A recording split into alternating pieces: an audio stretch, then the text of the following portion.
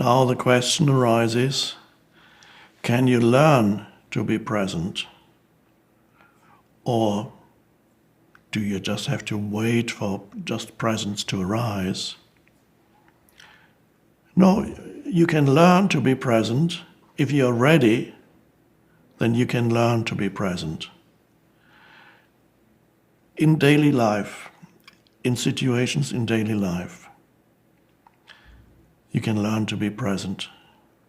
I already, for example, mentioned in my first book, when you perform routine activities, which usually are just a means to an end, such as washing your hands, making a cup of tea,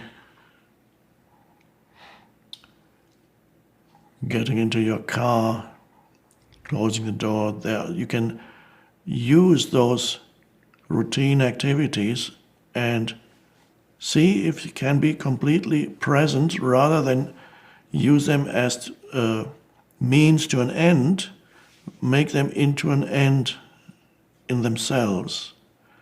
So when you wash your hands, you bring your awareness to the feeling of water, which might be warm or cold, on your hands, the soap that you're using, and you can feel the tactile sensations, one hand touching the other, and there's a scent perhaps coming from the soap. So you're completely present in that little activity. Your attention goes there to sensory perception.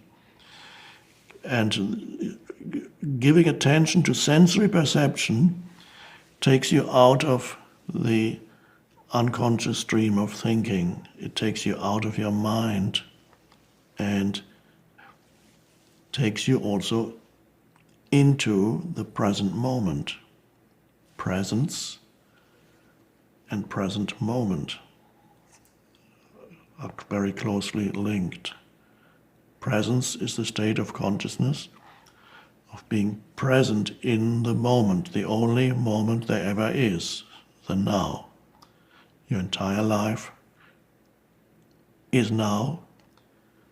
Whatever you experience, feel, do, think, whatever, is always now, has always been now, will always be now. So the now is extremely important in your life.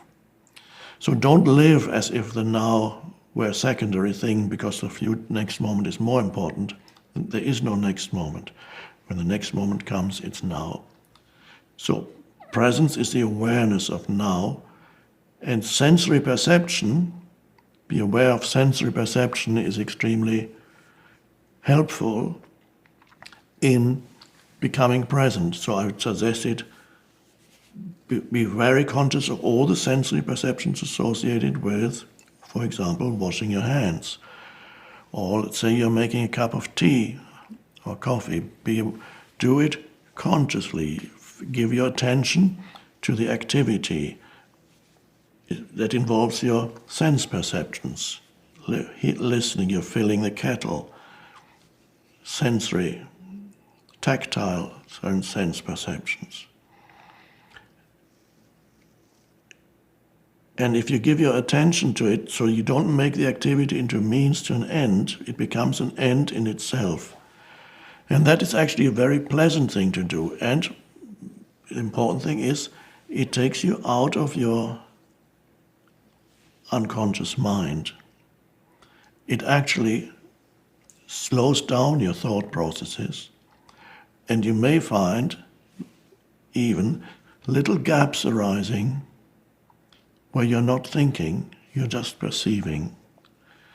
And that is pure presence, when you're not adding unnecessary thought to your sense perceptions.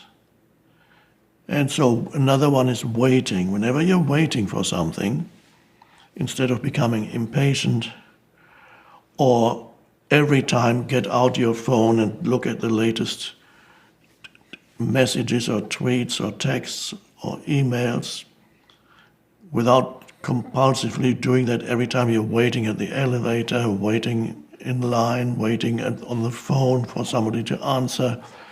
There's so many times when we are waiting every day, waiting to meet somebody, waiting at the traffic lights, waiting. And for most people, waiting is not pleasant. They try to get away from it. You can use, every time you're waiting for something, you can use it as an opportunity for entering the state of consciousness of presence. So, for example, if you're waiting, and this is just, you press the button for the elevator, let's say it takes 1 minute or even half a minute for the elevator to arrive and you're standing there. What do? Instead of daydreaming or getting out your phone, you're aware of that moment, of your visual sense perceptions. You're looking at that elevator door, your surroundings, and you become aware that you're breathing, and you become aware that you're alive inside your body. So you're breathing, you're alive, you're perceiving your surroundings, and that's where your attention is. Breathing. Can you sense some aliveness inside your body? And you're observing your surroundings. You're coming into the present moment. You're using this waiting period ultimately to get out of your conditioned mind and become aware of this moment and become aware of yourself in this moment. Become aware of your own awareness in this moment. And that's a very peaceful thing to do. You're driving, another example. You're driving, of course, there are many red lights where you have to stop. Use that as an opportunity for being present every time there's a red light. Give your fullest attention to what you're looking at. You're looking at the red light, but peripherally you're also aware of whatever else is around you. And again, put your consciousness on your breath. Feel the air moving in and out of the body. And you may discover things that are actually beautiful. There's trees there, people walking there, all the manifold expressions or manifestations of life around you. You're coming into the present moment. Some researchers have found that if you start driving at the age of 18, and you drive up to the age of 75, you would spend, I don't remember the exact figure, you would spend several months of your life waiting at red traffic lights. So don't waste all that time.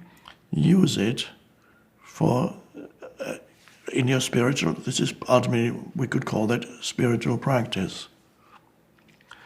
So there's a little space, you create little spaces. Ultimately, the spaces that you create in your life, they're extremely important, but ultimately the spaces are inside you. They're spaces inside your mind that you create.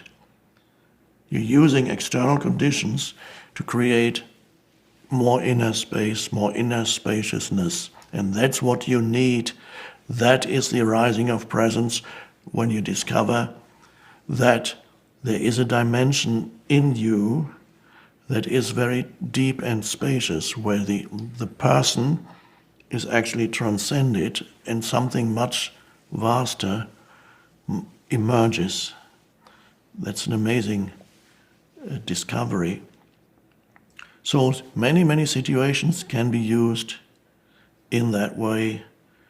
Anything that you do consciously with attention to detail can bring in presence. And through this practice of presence, as presence arises gradually, you'll find your life, in many areas of your life, enormous changes and improvements. One is that that voice in the head that before created such an enormous amount of anguish and unhappiness doesn't do that anymore. So the negativity, that negative commentary that so many people experience as the conditioning of your mind, begins to subside, and you can be with events and situations in a non-dysfunctional way, so that you can be aligned with whatever arises in the present moment, and that includes relating to other human beings. You become less reactive or even non-reactive emotionally to situations where you would otherwise, situations that otherwise would have provoked an enormous amount of negative reaction.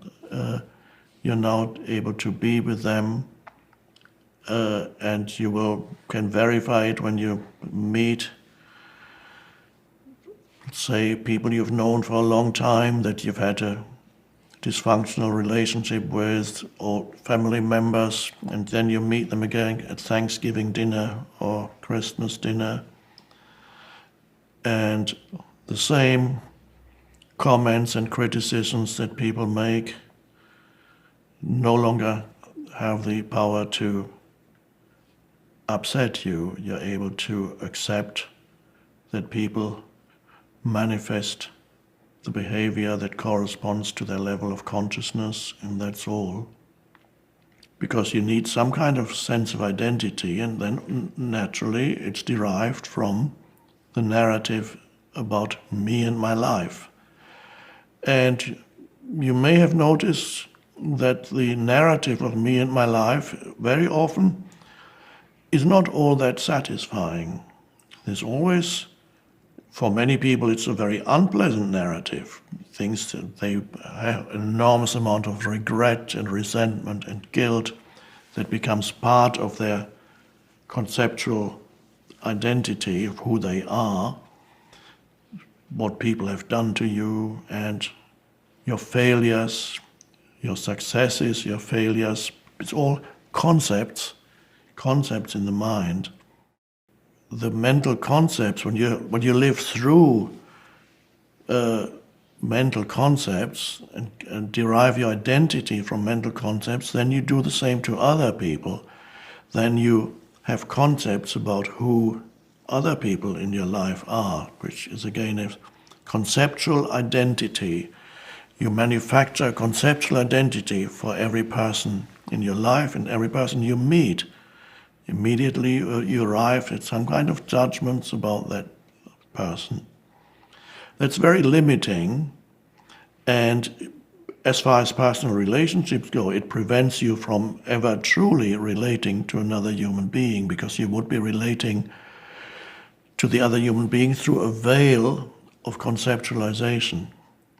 In fact, you're relating to virtually everything through a veil of conceptualization, because there's this continuous mental labeling of your sense perceptions. So it means you are trapped in your mind. Your mind becomes a screen. It cuts you off. It cuts you off from the other human beings. There's not a true relationship. So that is deriving your sense of identity from concepts, and that, as you become present, that changes, and you then suddenly realize there is a deeper dimension in you that is more truly who you are than your personal history. That sense of awareness or presence is more truly and deeply who you are in your essence than what has happened in your life. Not that you completely forget what has happened. You still remember what has happened in your life. You remember your story. But you no longer look to the story to provide you with your sense of identity. Because your sense of identity comes now from a deeper place of the presence of consciousness. That's the shift. And that changes everything dramatically, because the conceptual identity is always in a state of lack and unfulfillment. It's ego, it's the egoic identity. It needs others it uses other people in an attempt to strengthen the conceptual sense of self. It needs to be superior to others in order to feel. It needs to feel superior to others, and so that it strengthens your sense of self in that way. The egoic conceptual identity is always looking to enhance its sense of self, which is deficient. How can I make myself bigger? And if you can't do it by being better than somebody else or other people, then you can do it by being more of a victim than somebody else. That's another big conceptual identity that many people have. They see themselves as victims of another person or victims of another group of people. Very common thing for people to have that type of conceptual identity. So all that creates an enormous amount of dysfunction and prevents you from truly relating to other human beings. When you no longer live through a conceptual identity, then the possibility of having truly satisfying and harmonious relationship with other human beings is there. You can truly relate to the other, free of the screen of conceptualization. And that's where love can arise, where empathy can arise, compassion can arise, all those things that make you truly human. And that is the only way then to change the world, because ultimately that's what it is. Everybody is looking for how can we change the world? Well, you cannot change the world unless there is a change in your state of consciousness. Nothing could be more important than that.